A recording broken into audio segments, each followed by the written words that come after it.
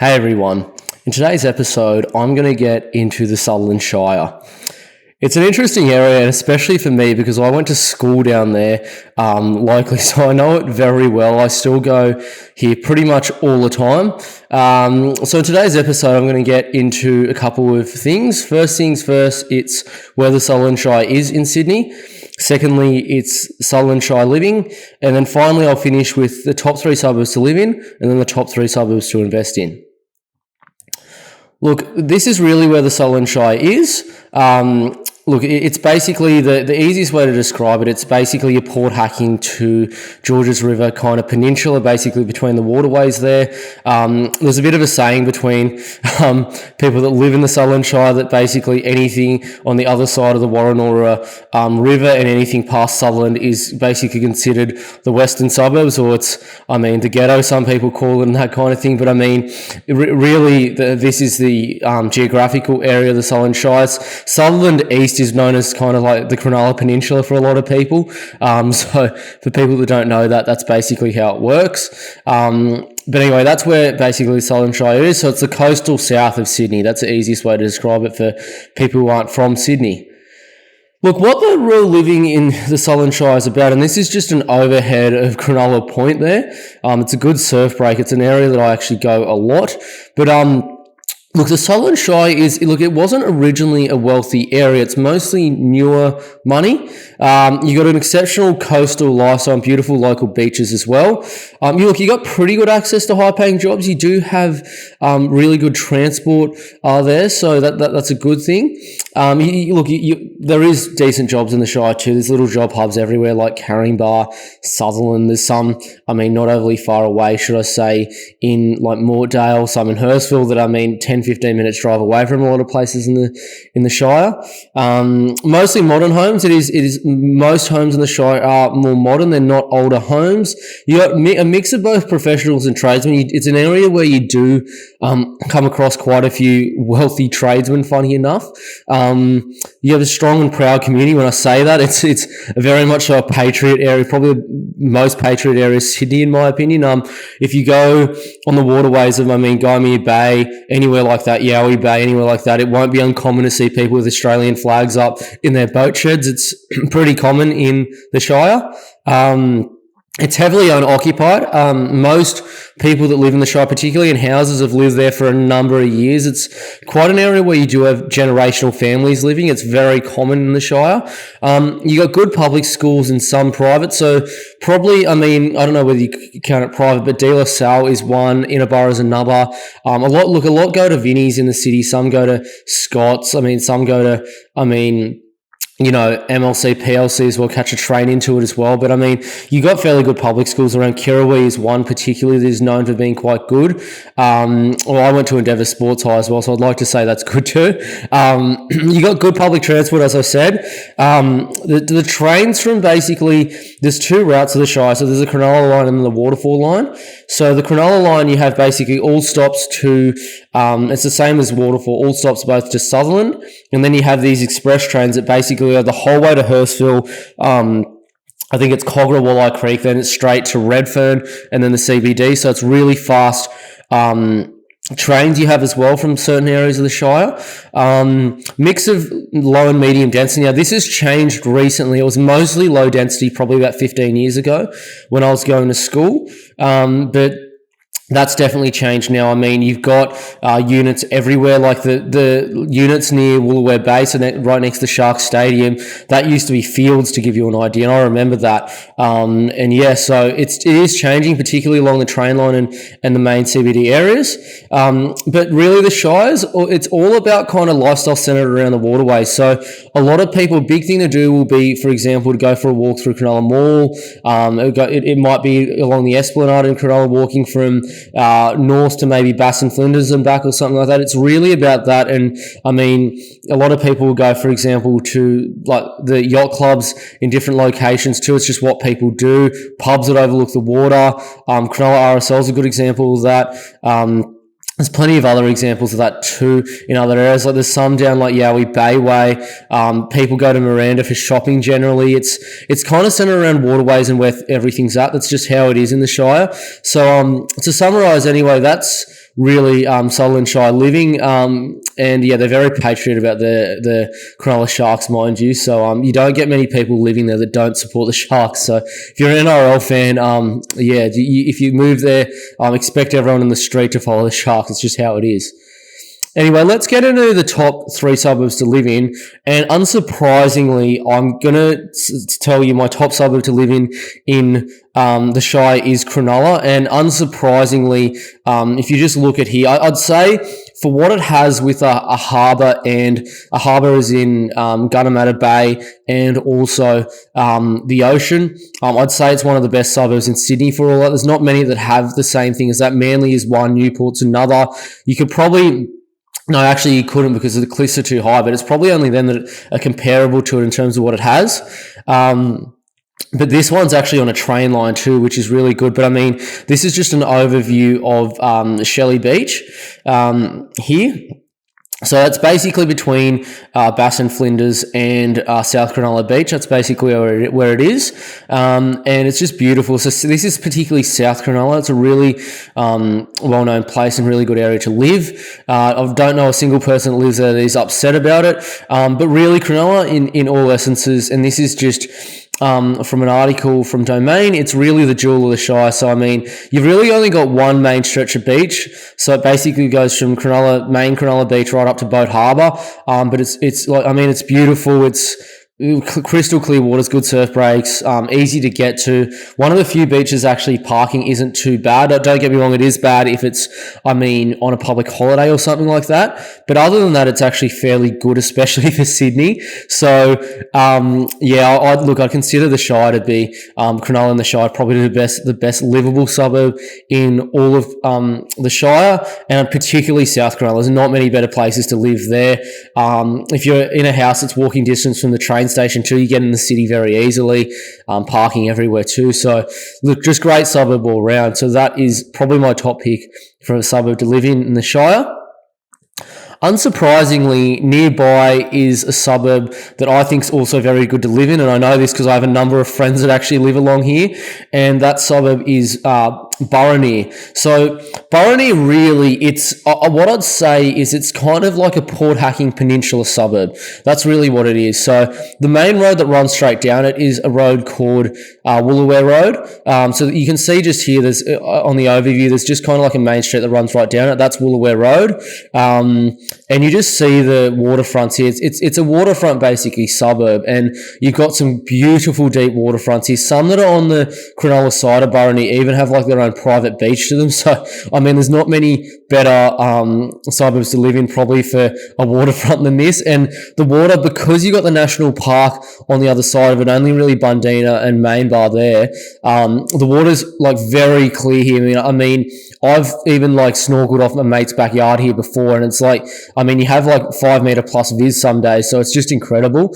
But really, Burraneer, what I'd say is it's really the Shire's Point Piper. So it's pretty much the most expensive suburb in all the Shire, and it's particularly because of these waterfronts. From memory, there was a guy who was selling a waterfront, I think, and he inherited like a snack brand's company off his family, and he ended up buying, so from the top of Woolooware Road, there's basically generally, if it's a subdivided lot, there's generally 3 houses right down to the water. He basically bought 3 waterfronts and then 2, the middle one and the street front one as well, and he knocked them all over and built a massive mansion. I think that was to sell for like 50 or 60 million or something ridiculous. And I mean, you get homes in Burraneer that do sell for like $10 million, sometimes even more. So really it is a Point Piper of the Shire. Just on the left, you'll see Burraneer, the Boaties Paradise, just minutes away from the hustle and bustle. So, I mean, Burraneer really is about a 5-minute or even less, depending on where you are in the suburb, away from Cronulla. So it's a great suburb there, and it's a very local suburb. You had a lot of, famous people that are living here. So, Ricky Ponting, for example, used to live in Burraneer. Shane Watson used to as well. And a number of other, quite a few of the footy players actually used to live here, the famous ones anyway. Yeah, it's really well known around the Shire, and it's a pretty good place to live. I don't think anyone's going to debate me really on that. The final one I want to just go by everyone is a suburb called Port Hacking, and funny enough, it is a very small suburb. It's basically at the end of Port Hacking Road by Wally's Wharf. It's a tiny little suburb. It's basically all detached houses, almost entirely occupied, and families live there. And this is just a view you get of basically out at Port Hacking, looking straight across the sort of main bar and Bundina. That's what the view you get. So you have deep waterfronts here and really beautiful, crystal clear water there too, and views of the national park. So great for that. But really, what I'd say is it's beautiful by the Hacking and home to some very famous names. So here's an article from Domain, Big Yards and Better Lifestyles. What it's like in Port Hacking, the home of Scott Morrison. So ScoMo actually lives here, funny enough. A really nice little enclave there as well. That's the waterfront. What it looks like, I've launched my boat there a number of times. So I know it back to front. I go to squid fishing near there quite often and go for kingies around the boats as well. So yeah, really, really nice suburb. I don't think anyone's going to debate that. People who live in Port Hacking, I have a friend that lives there, might not like me making this video because she says no one really knows about it, but it's a good kept secret, so it is what it is anyway. But great place to live that in Port Hacking. Let's get into the top 3 suburbs to invest in the Sutherland Shire. Now, it might be a little bit controversial because, people aren't always going to like to know how expensive some of these are, but we're talking about a coastal area of Sydney, so it is what it is. And I know the area very well, so I'll start with a suburb called Caringbah. Now, maybe I am a little bit biased to it. I did go to Endeavour Sports High School, so that is in Caringbah, funny enough. But Caringbah is really a very well located suburb. It is, beautiful by the water. It's right next to Miranda, the main shopping area of the Shire, not far from Sutherland either. It's home to the Sutherland Shire Hospital there, actually just off the Kingsway there too. And it's 2 suburbs from Cronulla, so exceptionally well located. You're still picking up Caringbah for 1.7 million or so, and it's maybe 10-minute drive to the beach, maybe even less.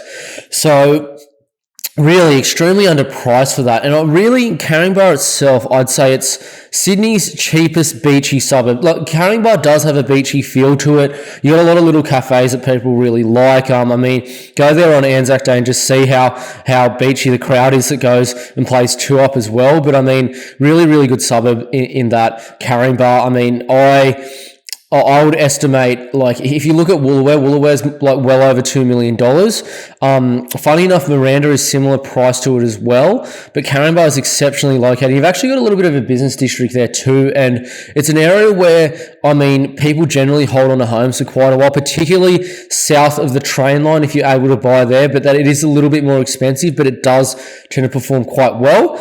And just from the overview here, you can see, the whole, the tree-lined streets everywhere and all that kind of thing like that. You do pick up homes here that are on blocks for duplexes too. So if you have the money, obviously it's going to cost more than 1.7 million. They're quite profitable deals to have a look at as well. So that's probably my top investment pick for the Shire. It's probably Caringbah. Let's get to another one, and that's Sutherland. So Sutherland, obviously, like its council name, is the home basically of the Sutherland Shire. So you got, the council chambers here. You've got the main station of the Shire being that in Sutherland. The express trains all run through, including the ones that go down to Kiama. Look, I went to Wollongong Uni, so I used to catch. I stopped catching it, to be fair, after the first 6 weeks because I just hate public transport. But the train is actually quite good from Sutherland because it really only stops at a couple of places from Sutherland. Pretty much only Helensburgh, Thirroul and North Wollongong when I went to that first 6 weeks of my uni. But anyway, then I just drove because I hated public transport. But it's good for that. And really, the Shire itself has, obviously, as I said, fantastic transport. It's the heart of the Shire. But so this is just basically just adjacent to the station there. It's one of the main areas where a lot of people park when they go to Sutherland, but just across from the council chambers, really.